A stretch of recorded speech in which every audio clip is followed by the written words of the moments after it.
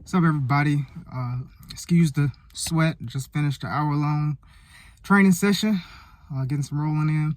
So last week's video, I showed you guys a clip of the strengths and weaknesses of striking-based arts for law enforcement. If you didn't see that, check the link in the description.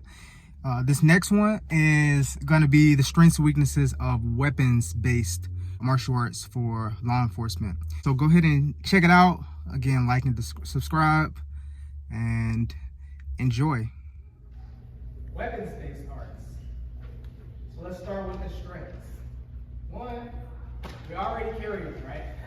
Your officers on patrol, they're carrying a baton, they're carrying a firearm, they're often carrying spray, often carrying a knife, so why not get skilled in these areas, right? Particularly as it relates to retaining these weapons, which I think is often a major problem.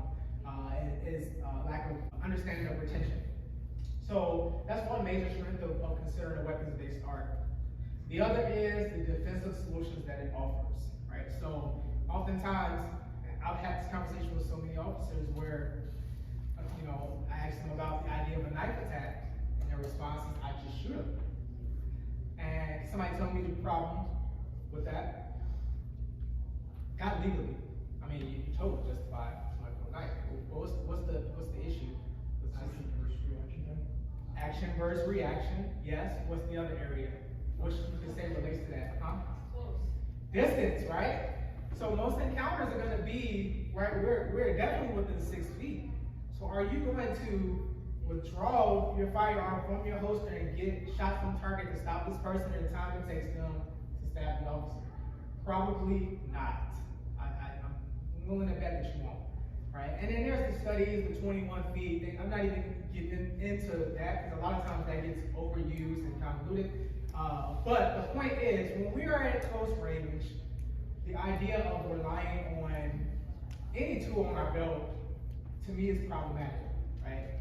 So we have to have these skills to address this threat immediately, to create the avenue, to create the window for us to access the tools to stop the person. And one art that is particularly good at that is the Filipino martial arts, in my opinion, as it relates to edge weapons defense, right? And dealing with the reality of the blade. And a lot of this comes down to scenario-based trainings, getting out there, dealing with live resistance, and experiencing that moment, right?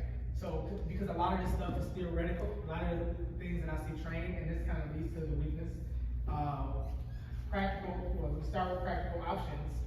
So a lot of people, they'll make claims on what they teach in terms of the effectiveness of the system, but if you want to test the system, right, and what you do is I want you to get a marker and go buy a white t-shirt.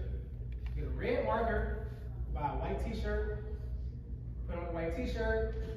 You can give your 10-year-old the marker. Okay, you give anybody a marker, right? And just tell them to just attack, right?